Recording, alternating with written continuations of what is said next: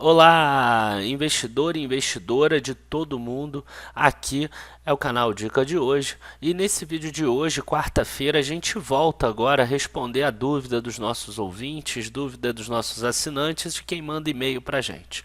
Hoje eu selecionei uma dúvida que eu acho que pode ser a dúvida de muitas pessoas aqui. Então ele perguntou assim: Olá Daniel, eu só gosto do setor bancário. O que você acha de uma carteira apenas com ações desse setor? E é exatamente isso que a gente vai falar hoje. A gente vai falar sobre o setor bancário, que é um ótimo setor, obviamente, um setor muito lucrativo. Quem comprou apenas ações desse setor nos últimos 10, 15 anos se deu super bem, mas eu vou mostrar quais são os riscos de você não diversificar com números aqui, modelos matemáticos e etc. Então, se você gosta do nosso canal, já curta o vídeo, se inscreve também no canal para você continuar recebendo as nossas atualizações e depois da vinheta a gente já começa.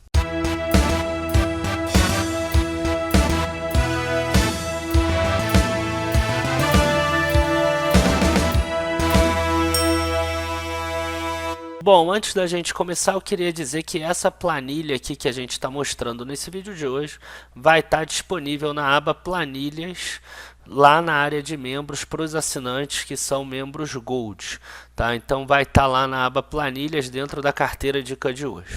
Então o que a gente tem aqui? Eu peguei os 4 maiores bancos, tá? Itaú, Bradesco, Banco do Brasil e Santander. Peguei a Unity porque o valor final deles aqui é muito parecido. Se a gente botar aqui que o Itaú acabou de fazer um desdobramento de ações, na verdade teve uma bonificação aqui, e o Bradesco também, todos eles estavam aqui na faixa de 40 e poucos reais, o preço é mais ou menos o mesmo, são os 4 maiores bancos, e aí eu supus uma carteira em que a pessoa comprasse 25% de cada um, que dá exatamente essa carteira daqui. O que acontece quando você diversifica sendo todas as ações muito parecidas? Acontece isso aqui, olha só. Você tem desvio padrão de 8,11 do Itaú, do Bradesco 8,94, Banco do Brasil, até por ser estatal, ele tem uma volatilidade maior, então 12,31%, 9,10 do Santander, parecido aqui com o Bradesco, por exemplo, e a nossa carteira como um todo 8,81%. Quer dizer, um dos preceitos lá da teoria de Markowitz, embora seja ainda uma teoria antiga, você vê aqui que ela não se aplica, porque você está fazendo uma diversificação burra. Normalmente, quando você coloca vários ativos, a ideia é que você tenha um risco menor do que os ativos separadamente. E aqui a gente não consegue ver isso. A gente vê um risco muito próximo do risco do Bradesco e do Santander, inclusive maior do que o risco do Itaú. Se você quisesse reduzir o teu risco, você deveria investir apenas em Itaú, por exemplo. Por incrível que pareça, você reduziria o risco de acordo com os últimos 9 anos. Se vocês quiserem ver isso de uma forma melhor, eu peguei aqui Itaú e a carteira, um do lado do outro, essa carteira apenas de bancos. E olha só que incrível, olha a correlação que elas têm. Olha só, 25% só de Itaú está nessa carteira de baixo, mas em compensação, ó, quando uma sobe, a outra sobe, quando uma cai, a outra cai, quando uma sobe, ó, sobe, cai, sobe, cai. Então, quer dizer, é super desnecessário você ter uma carteira com os 4 bancos, se você só com o Itaú você consegue a mesma coisa, por exemplo. E você diversificando, você não reduz nem mesmo a volatilidade da tua carteira. Quer dizer, em um caso de uma crise muito grave, a tua carteira vai cair, se bobear, até mais do que você ter a ação do Itaú separado. Eu cheguei a botar aqui ali em cima Itaú versus Bradesco. Tá, eu tirei os dados do Investing.com, a bonificação do Bradesco foi na semana passada, então eles ainda não fizeram esse ajuste aqui. Na verdade, não existe essa queda tão forte como vocês estão vendo aqui. Isso aqui é efeito da bonificação. E a gente vê aqui muito parecido também, a mesma coisa. Ó, sobe, desce, sobe, desce, sobe, desce. E a gente consegue perceber isso fazendo uma matriz de correlação dentre os ativos. E a matriz de correlação, para vocês terem uma ideia, ela varia de -1 até 1. Então, -1 são os ativos que são completamente descorrelacionados. Ou seja, uma ação cai 10%, a outra ação sobe 10%, por exemplo. Tá? Normalmente bolsa e dólar, por exemplo, eles são descorrelacionados. uma ação que tenha esse coeficiente de correlação igual a 1, significa que eles são 100% correlacionados.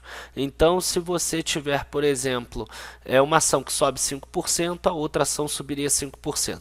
Normalmente, quando você tem ações tipo YouTube 4, YouTube 3, Itaúsa 4, Itaúsa 3, elas tendem a ter uma correlação bem próxima a 1. E agora, quando a gente vem aqui para correlação, para essa matriz aqui, que eu quero que vocês prestem atenção, a gente vê que a matriz de correlação Itaú versus Bradesco é quase 90%. Quer dizer, isso aqui seria maravilhoso para a gente, por exemplo, tentar fazer um long short, né? As pessoas que gostam de operar vendido em uma e comprado na outra, você vê que eles têm correlação. Se você fizer uma análise de resíduo e ver que um está muito descorrelacionado em relação ao outro, você ganha na arbitragem aí. A gente tem aqui Itaú versus Banco do Brasil, ainda dá mais de 80%, Bradesco versus Banco do Brasil, mais de 80% de correlação também. O mais descorrelacionado é o Santander. Quer dizer, se você fizer uma carteira com Banco do Brasil e Santander, ok, é uma diversificação que eu entenderia. Tá? Se você fizer aqui com Bradesco e Santander, eu também entenderia. Até Itaú e Santander eu entenderia. Mas as outras aqui, você escolher Itaú, Bradesco ou Banco do Brasil, você não precisa de mais do que um desses, porque a correlação entre eles é bastante grande. Tá? Você pode estudar, você vê o que você gosta mais e investe apenas em um, deixa a diversificação para outros setores. E quando a gente pega a correlação da carteira, lembra que cada uma dessas ações tem 25% da carteira. Então 25% da carteira tem correlação igual a 1. E as outras são dos outros. A gente vê aqui uma correlação da carteira com Itaú, igualzinho que a gente viu ali no gráfico, 93%, quase 94%, quer dizer, super desnecessário você ter essa diversificação no mesmo setor. Bradesco 93% e de novo aqui o Santander, o único que ficou um pouco diferenciado aí. Tá? O único que valeria a pena você investir se você quisesse, junto com algum outro ativo do setor bancário, nesse caso seria o Santander dentre esses. E aí eu fiz uma outra matriz em que eu incluí aqui uma empresa separada, que foi a Klabin. E a Klabin eu coloquei aqui 20% de cada uma. Então 20% de Itaú, 20% de Bradesco, Banco do Brasil, Santander e Klabin. Eu botei 20% em relação aqui ao início. Aqui no final vocês vão ver que dá uma diferença de valor. A Klabin já não é mais 20%, é um pouco menos. Mas a gente consegue perceber aqui, ó, que essa carteira já caiu para 6,99%. Aquele risco que lá atrás, ó, era 8,81%. Então, quer dizer, você já conseguiu reduzir o risco. Essa empresa aqui, a Klabin, ela subiu também bastante, ó, de 0,82 para 2,91 no preço ajustado. Se você tivesse reinvestido todos os dividendos, juros sobre capital próprio, proventos e etc. E a gente vê aqui o que acontece. A correlação dela, 0,38 com essa carteira e 0,16 somente com Itaú. Então você conseguiu reduzir a volatilidade da tua carteira, que seria investindo apenas em bancos. Tá? Eu estou falando que a Klabin é boa e que é recomendação de compra para você melhorar a tua carteira em termos de volatilidade? Não, não estou falando isso. Tá? Inclusive a Klabin eu acho que é uma ação complicada para se comprar nesse determinado momento. Mas eu só estou mostrando que existem ações que têm a correlação baixa com relação à bolsa e elas são interessantes para esses períodos. Tá? Então a gente vai também, ó, a SLC funciona assim, a Suzano funciona assim, a Unipar normalmente funciona assim, a Tupi normalmente funciona assim. Enfim, você tem outras ações que funcionam também com correlações muito baixas e que serviriam para essa diversificação. Então o recado que eu passo para você é o seguinte, na minha visão não tem o mínimo motivo de você diversificar dentre todas as ações do setor bancário. Vira e mexe você vai encontrar uma que está um pouco descorrelacionado, como foi o Santander. Se você pegasse algum banco menor, provavelmente ele estaria descorrelacionado também um pouco. Tá? Então talvez você conseguisse botar um ou dois do setor bancário de bancos menores. Em compensação, muito provavelmente se você fizer correlação situação dos bancos menores, eles devem ficar parecidos também, ainda mais quando você pega períodos longos, como eu peguei aqui de 9 anos. Então, a minha visão é que você deve diversificar, pelo menos com outras empresas. Então, você gosta muito do setor bancário, você não precisa botar 100% da tua carteira no setor bancário. Pega e bota 50%, 60% e o resto você usa como forma de diversificação para reduzir a volatilidade da tua carteira, o que na minha visão é interessante fazer. Tá? Você depender única e exclusivamente de um setor é muito complicado, porque todos os setores eles são passíveis de uma canetada do governo. Tá? Embora esse governo pareça ser mais pró-mercado, todos eles são passíveis.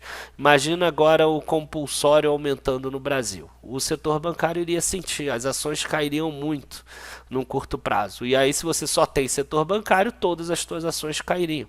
Se aumenta o imposto do banco, a mesma coisa vai acontecer. Se tem uma lei que obriga o spread a ser um determinado valor, todos os bancos vão sofrer.